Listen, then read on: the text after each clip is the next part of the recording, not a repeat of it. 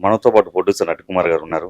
ఈరోజు deputy CM Pawan Kalyan గారిని, అలాగే సినిమాటోగ్రఫీ మినిస్టర్ కందుల దుర్గేష్ గారిని కొంతమంది సినీ నిర్మాతలు కలవడం జరిగింది.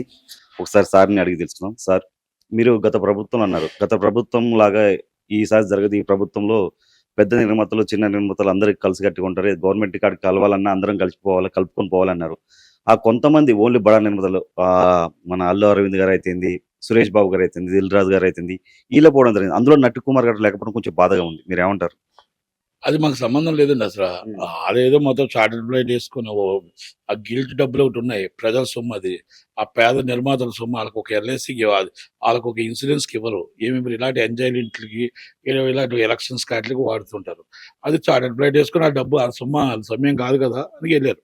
నేనేమంటానంటే ప్రోటోకాల్ ప్రకారం ఛాంబరు, కౌన్సిలు ఒక మీటింగ్ పెట్టి, ఆ మీటింగ్‌లో మనం ఏమేమి చర్చించాలి, కొత్త గవర్నమెంట్‌కి ఏమేమి అడగాలి, కొత్త గవర్నమెంట్ ఎలాగెళ్ళాలి, ఎలాగ అభినందించాలి, ఇయన్నీ ఒక ప్రొసీజర్, ఎంతమంది ఎళ్ళాలి, మన సీఎం గారిని ఫస్ట్ ప్రోటోకాల్ సీఎం గారు, తర్వాత డిప్యూటీ సీఎం గారు, డిప్యూటీ సీఎం గారి తర్వాత లోకేష్ గారు, లోకేష్ గారి తర్వాత దుర్గేష్ గారు. ఇది ఈస్ ద ప్రోటోకాల్. అది ఛాంబరు, కౌన్సిలు ఆ రూల్ ప్రకారం ఎళ్తాం.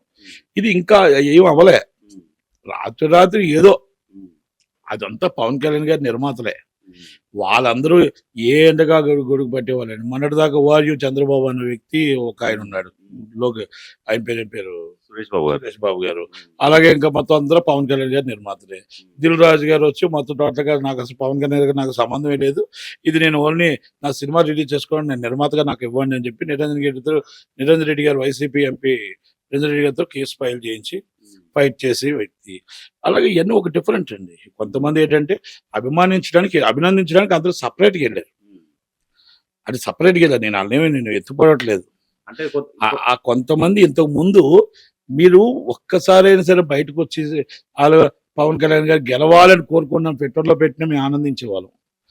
అలాగే కూటమి గెలవాలని కోరుకున్నా కూడా ఆనందించేవాళ్ళం. జగన్మోహన్ రెడ్డి గారి భయంతో దాగోని బయటకొచ్చారని నేను అంటున్నా. దీంట్లో నేనేం వెనకడుగేయను. వెనకడుగేసే ప్రసక్తే లేదు.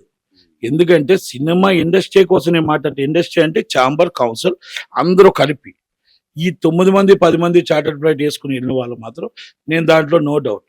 ఇంతకు ముందు మీకు పవన్ కళ్యాణ్ గారు కనపడలేదా? అది నేను అభినందించడానికి వెళ్ళారు. కనుక దానికోసం నేను ఎక్కువగా మాట్లాడదలుచుకోలేదు. బయటకు వచ్చి మళ్ళీ అరవింద్ గారు వచ్చి ఇప్పుడు ట్రోల్స్ నడుస్తున్నాయి.